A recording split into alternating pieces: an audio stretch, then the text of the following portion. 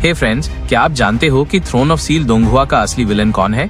अगर आप सोचते हो कि मेन विलन है फेंग शू डीमन गॉड एम्परर, तो आप अकेले नहीं हो। वो पावरफुल है, डेंजरस है और सीरीज के ज्यादातर हिस्से में सेंट्रल थ्रेड भी वही दिखता है। लेकिन अगर मैं कहूँ कि असली फाइनल विलन कोई और ही है, कोई ऐसा जो शुरुआत से ही था, कोई जिसे आपने कभी सस्पेक्ट नहीं किया, कोई जो हमेशा लॉन्ग हाओचेन के बिल्कुल पास खड़ा था।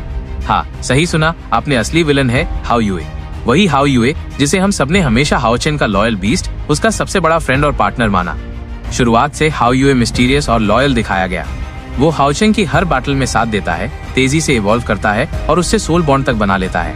हर नए हेड के साथ हाओ युए और स्ट्रॉन्ग होता जाता है और धीरे धीरे वो एक ऐसी क्रीचर में बदल जाता है जो नॉर्मल समझ से बहुत आगे थी। दुनिया के लिए हाओचेन का सबसे बड़ा वेपन, लेकिन अंदर से वो कुछ और ही था। डीमंस का हाओ यू को देखकर अजीब रिएक्ट करना, कोई डर जाता, कोई गुस्से में पागल हो जाता। ये सब रैंडम नहीं था। हाओ यू ऑर्डिनरी बीस्ट नहीं था। असल में वो था ऑस्टिन ग्रिफिन, जिसे कहते हैं गॉड ऑफ हेवनली रॉथ, एक एंशिएंट डिवाइन बीइंग जिससे डीमन गॉड एम्परर भी डरता था।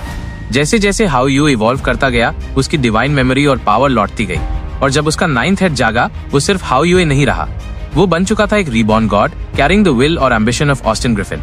वही terrifying 9-headed crown beast of demon God realm. 9th head के जागने तक वो हाओ युए जिसे हम जानते थे बदल चुका था। यहीं से स्टोरी का सबसे बड़ा ट्विस्ट आता है। लॉन्ग हाओचेन को मानना पड़ा कि उसका सबसे ट्रस्टेड ब्रदर, उसका सबसे बड़ा फ्रेंड, अब पूरी दुनिया का सबसे बड़ा खतरा है।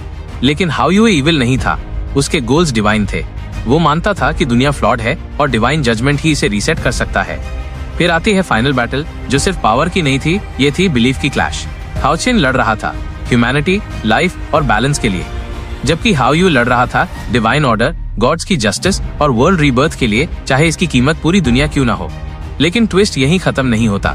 हाओ यू का 9th हेड करप्ट हो गया ऑस्टिन ग्रिफिन की विल से और फिर शुरू हुई ब्रदर वीएस ब्रदर की लड़ाई। लेकिन हाओ यू के बाकी 8 हेड्स ने हाओचेन का साथ दिया। उन्होंने याद किया उसकी काइंडनेस, लॉयल्टी और फ्रेंडशिप। उस इमोशनल बैटल में हाओचेन को अपने ही बीस्ट का सामना करना पड़ा और 8 लॉयल हेड्स के साथ उसने करप्ट 9th हेड को डिस्ट्रॉय किया। लेकिन विक्ट्री के लिए हाओ युए ने अल्टीमेट सैक्रिफाइस किया। उसने अपनी जान देकर अपनी पूरी पावर हाओचेन में सील कर दी और हमेशा के लिए वैनिश हो गया। लेकिन ये एंड नहीं था। हाओ युए ने हाओचेन की सोल में एक सील छोड़ दी, जिससे जब वो रीबॉर्न हो, हाओचेन उसे महसूस कर सके। बाद में इटर्नल रेल्म की जर्नी में हाओचेन को मिला ट्री ऑफ डिस्ट्रक्शन का सीड, जिसमें हाओ युए की सोल का हिस्सा था और वहीं से शुरू हुई हाओ युए की रीबर्थ। तो दोस्तों, अगली बार जब आप थ्रोन ऑफ सील देखो, याद रखना ये सिर्फ डीमंस और हीरोज की कहानी नहीं है। ये है ट्रस्ट, बिट्रेयल, सैक्रिफाइस और रीबर्थ की कहानी। हाओ यू सिर्फ एक बीस्ट कंपेनियन नहीं था, वो था हाओचेन का ब्रदर, उसका सबसे बड़ा एलाय और उसका फाइनल बॉस। अगर आपको ये डीप एक्सप्लेनेशन पसंद आया तो वीडियो को लाइक, शेयर और सब्सक्राइब करना मत भूलना। मिलते हैं अगले वीडियो में।